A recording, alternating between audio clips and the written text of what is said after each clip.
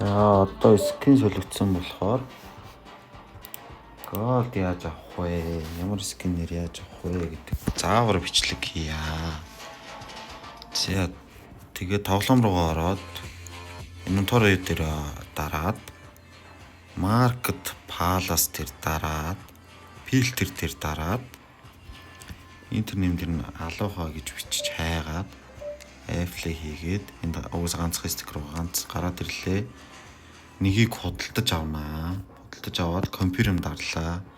Хэрвээ голд ч өрөхгүй бол хэрэгтэй хэрэггүй скинүүдэд зарж чаад үргээд худалдаж авна гэсэн үг. Ингээ худалдаж авахаар инспектийн дор энэ сейл гэж бичиг байгаа.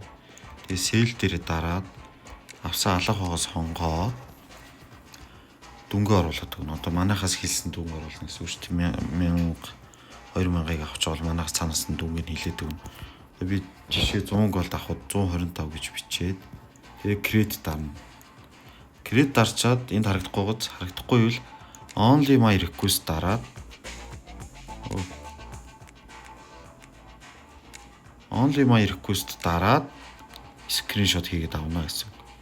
Тэгээ скриншотоо манайх руу чатаар явуулаад таны голд орно.